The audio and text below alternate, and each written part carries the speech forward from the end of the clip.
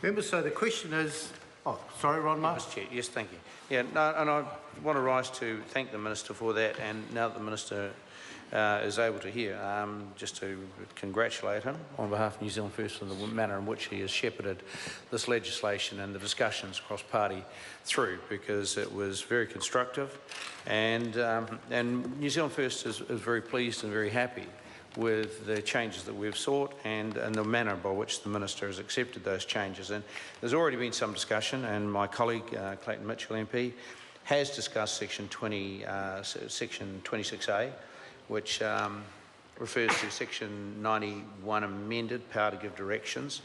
I just want to clarify, because there has been some discussion from colleagues on this side of the House, Grant Robertson, who said, you know, we would not expect councils to behave in an overly zealous manner. Well, I do have to say to the House that in parts of rural New Zealand, we're already seeing it. And I can say that in parts of rural New Zealand, there are already people who own old wooden buildings.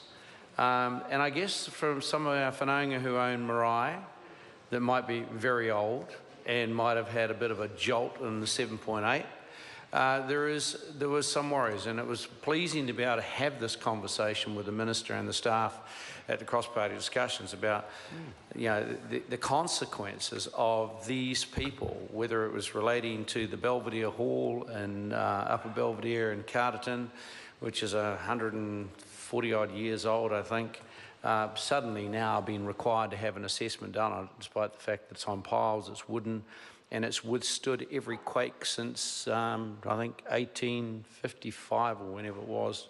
Certainly withstood the 1942 with no damage, and it certainly came through the 7.8, which shook my house our house pretty severely, without one piece of damage. But what we are seeing in some parts of New Zealand is people who have purchased wooden buildings, two-storey, single-storey, in rural provincial New Zealand, being told that they have to get an earthquake assessment done on them, despite the fact that there is absolutely no evidence that these buildings actually present a risk.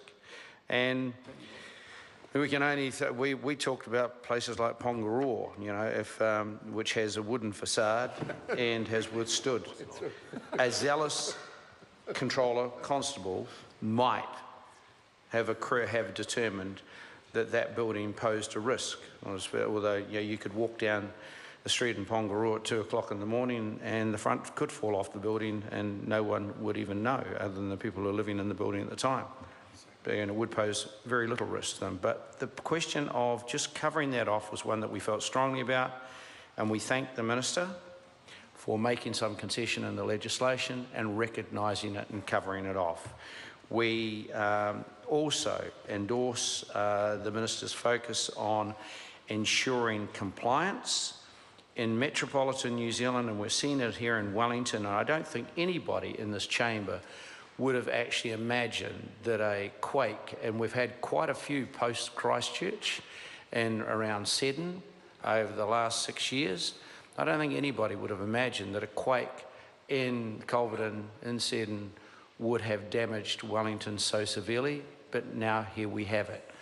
Consequential risk to life of innocent people who might be living in those buildings or living in adjoining or neighbouring buildings or happen to be walking down the footpath at the wrong time. The risk to those people is just thoroughly unacceptable. The fact that councils didn't have the power to order an assessment was a gap that has now been closed, rightly so, and we just hope that in exercising that power, they will do so with due cognizance and attention to 26A3. Members.